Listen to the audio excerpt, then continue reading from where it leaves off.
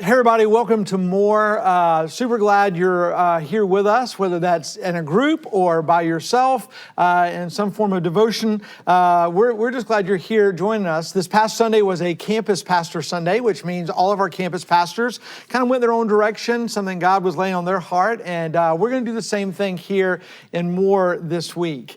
I think a lot about who we are as a church and what we want to accomplish, and one of those things that we do and we talk a lot about, maybe not as much as we should, but we certainly do talk about it, is this idea of partnering with families. And our kids ministry and our student ministry are a big part of what we do. We believe there's something right and something good and something impactful when the home and the church partner together for the sake of our children. Now, why is that so important?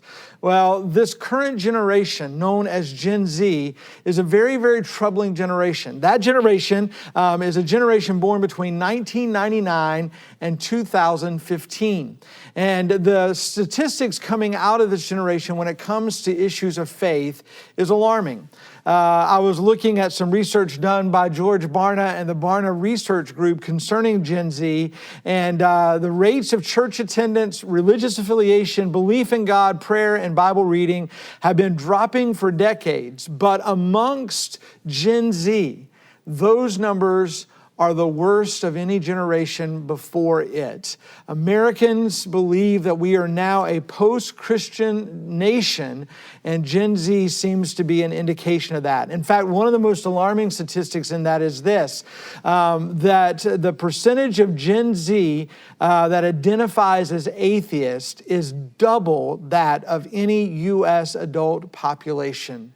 That's startling for me. What does that tell us? That our younger generation, our children, our students are walking away from faith. Here at the Orchard, we use a strategy for our kids ministry called Orange. Orange is that idea of the home and the church partnering together.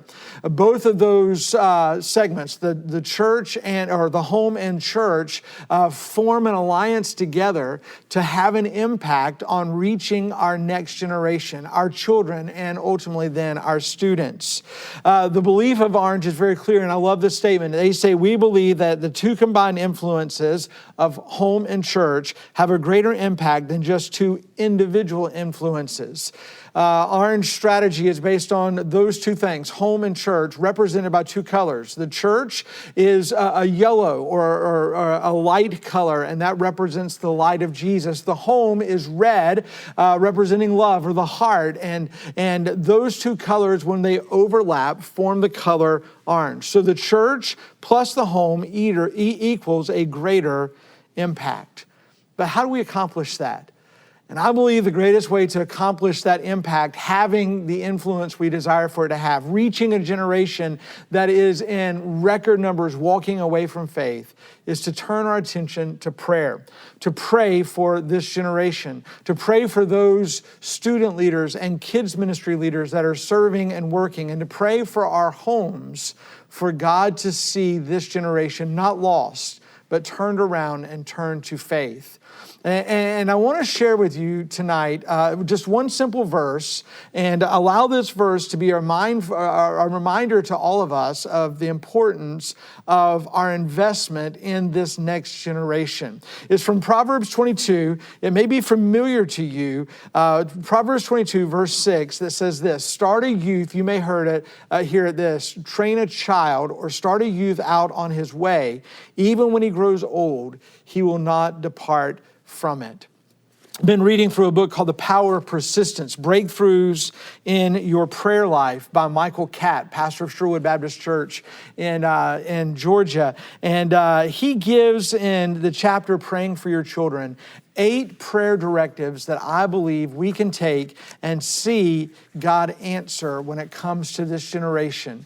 I believe this is going to be prayed for our specific families, whether that's our children or our grandchildren. And I believe that's a prayer we can pray for our church ministries related to kids and student ministry, praying for our student leaders, praying for our kids ministry leaders, praying for those students involved in that ministry, and praying for our kids that are involved in kids ministry on Sunday. I want to just give these to you very quickly today. today. They'll be included in your notes online, and maybe you would take these and begin praying these for your family, for your ministry at your campus or church, and allow God to begin working in the lives of this generation that is struggling to believe, struggling to find faith, struggling to find relevance in faith, and see God revive this generation and turn it around for Him. So let me give these to you, and again, they'll be listed for you to begin potentially using these as a prayer guide for your own life. Number one, it says that we should be praying that they will know Christ early in life.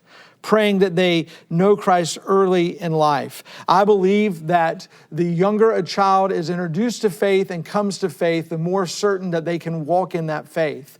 I think there are some directives to that. We want to make certain a child understands the concept of right and wrong, understands the concept of sin, can understand the sacrifice Jesus made on a cross. But I also know that statistics tell us that the younger a person comes to faith in Christ, the more likely they are to stay connected to that faith in and throughout their life. So we should begin praying that Christ comes into their life at an early age. Pray for your children's salvation. Don't pressure them to be saved, but pray that they can and will come to faith at an early age.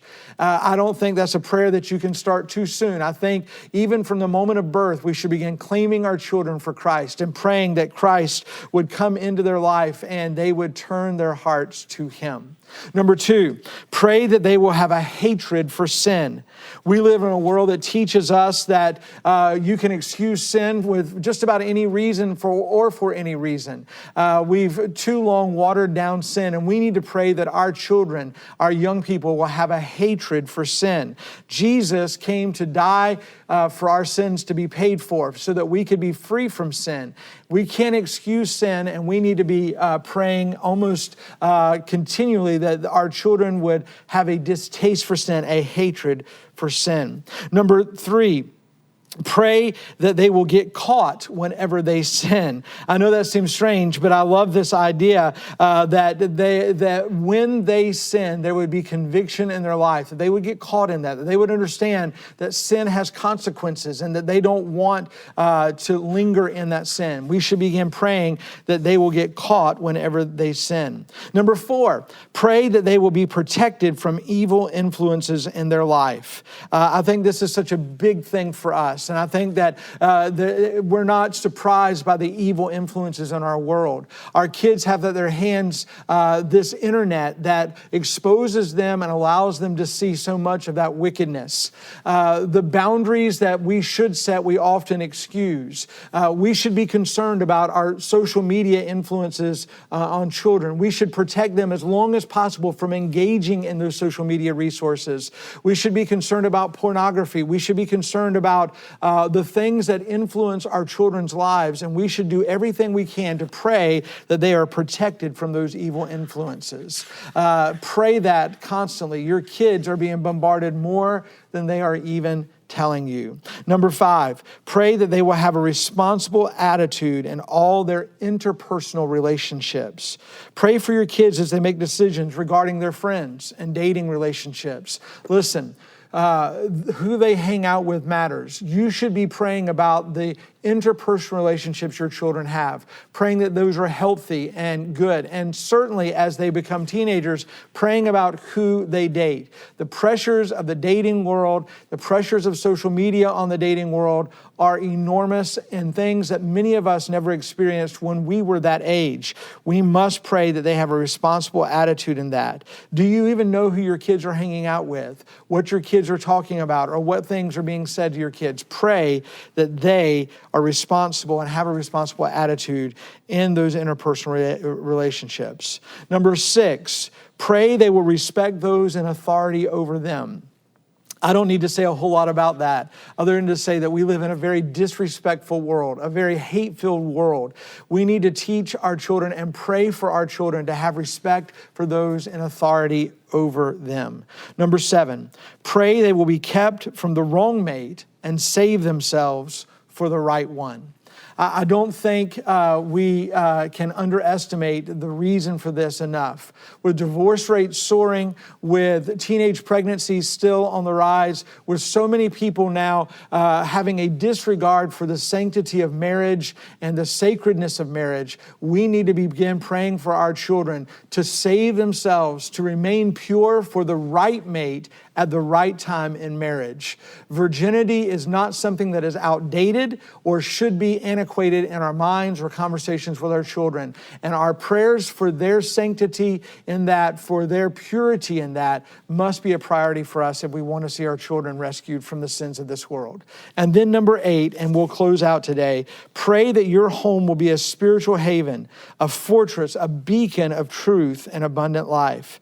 Listen, your home ought to be a place where they know that there's a safe place to go, where those influences of the world that creep in and harm them or bully them or beat them up is not going to happen in your home. Pray that they see your home as a safe place, a place where they can go and hear truth and be loved and know that they're okay there. These 8 prayers are not exhaustive. There are so many other things we could add to this list, but I think these 8 prayers get to the core issues that our young people are dealing with. With the staggering statistics we find, the need to start our youth out on his way so that even when they grow old, they will not depart from it, must become a primary issue for us. I'm thankful for our kids ministry workers, for our student workers, for those ministries that we invest in and serve here throughout our Orchard campuses. Pray for them. Pray for your families. Pray for your children. Pray for your grandchildren. They'll be glad you did. And God will answer those prayers. Hey, we'll see you next week as we begin a brand new series. And we'll start those more videos after that series begins on September 12th. Have a great week and spend some time in prayer for those families and ministries that we've talked about today. You'll be glad you did. And I know that God is hearing those prayers. Have a great day.